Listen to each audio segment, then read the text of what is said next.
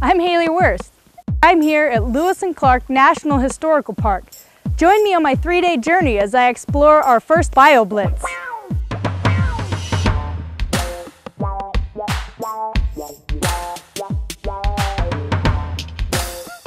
During this student-produced video, we'll watch the BioBlitz unfold as teams of scientists, students, teachers, and families work together to find as many species as possible. This project is a unique opportunity to count and identify some of the smallest creatures in this park.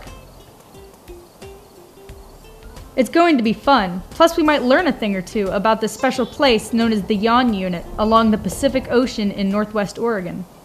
To start things off, some lucky students from Napa, Oregon have volunteered to spend the night out here looking for macroinvertebrates, tiny little creatures that have no backbone. See, and those perlos, they almost like swim upside down, you know, they're just like... That's Bill Bacchus, a scientist with Olympic National Park. He's in his element out here, on the beach, in the middle of a cold night, counting small creatures that live in the sand. I caught up with him and several other scientists the next morning. He was teaching a whole new group of kids. Here, what you do is give it a little shake. So you can inundate it just a little more and then try to shake it. See how it shakes? While many kids have been to the beach, they probably don't think about what's underneath it. These students from Ilwaco Middle School in Washington got the chance to find out. At a temporary research station, students learned to retrieve samples, identify, and count each specimen.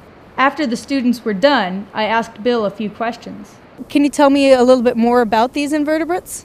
Well, they're very small for the most part, and most of them, they live in a really harsh environment. It's wave swept, it changes a lot. They live within the matrix of sediment, you know, the fine sands at various levels on the beach.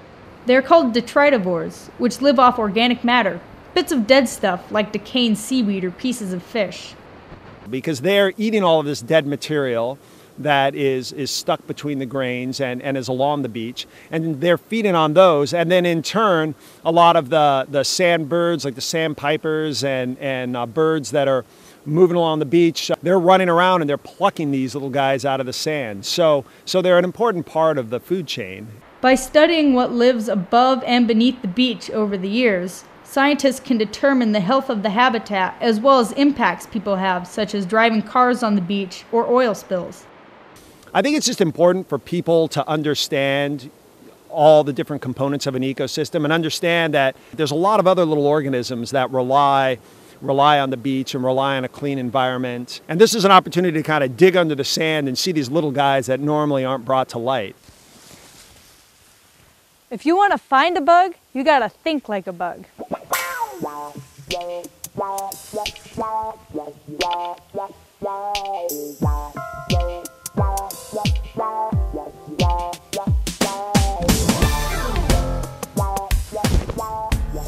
And of course, everyone says you have to go out and beat the bushes to find something. Well, that's particularly true in entomology, the study of insects. After hitting the bushes with a beating stick, the insects fall into the beating sheet or trap, and then they're taken back to the lab where students get a look at them under a microscope. These students are going through leaf litter to find arachnids, mites, and woodlice. One student shares that before this field trip, she used to be afraid of insects. She thought they were going to attack her. After studying insects at the park, she wants to know more about them. I think it makes me respect their habitat a little more. Like usually if I'm on the trails in class, then I'll stomp through. But now it makes me want to be more cautious of my surroundings. It's the final day, and a variety of workshops from a lichen walk to a mushroom talk will be held. People are forming spider, beetle, and sand teams to explore the park. Not all of the BioBlitz is on land. Some of it's in the water. Let's go find out what they're doing. And just like at the beach, this pond is teeming with small gems of life swimming in the cattails. I tried my hand in the water and then found Celeste Mazzacano from the Xerces Society to explain what I was looking at. And then also all dragonflies have those little stiff points at the tip of their abdomen, and that surrounds their rectal gill chamber. So they suck water into their rectum, they extract oxygen from it, and then if they want to swim around even faster than they can by using their legs, they can squirt water out of their rectum and jet propel themselves. And that is a beautiful story. As the day winds down, I spent some time chatting with Carla Cole from Lewis and Clark National Historical Park. I find that even park rangers can learn new things.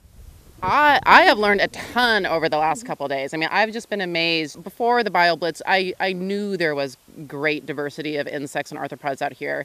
But actually going with all these different teams, and every time a branch has been beaten or a scoop has been taken out of the water or some litter sifted through, both the abundance and diversity of all the stuff that falls out, and it really, drives it home just how much life is everywhere. Carla says the specimens will go to Oregon State University, where students will study, ID, and catalog them in the Oregon State Arthropod collection.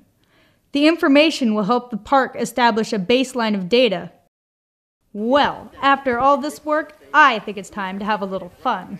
So I just came back from this awesome workshop about mushrooms, and the ranger there said that there's a type of mushroom called a candy cap that apparently tastes just like maple syrup. So he made these cookies for us to try, and I'm gonna give it a shot.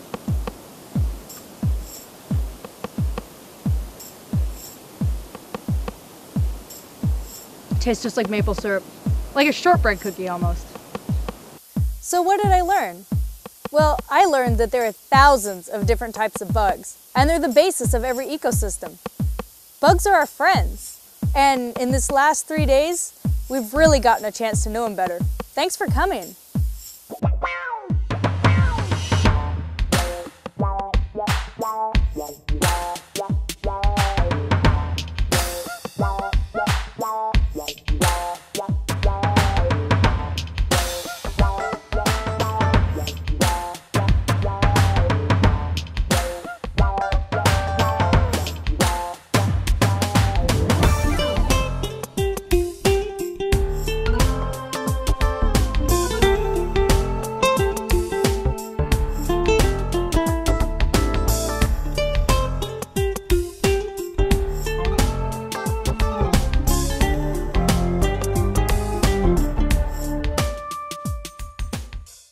They're small, but they're mighty.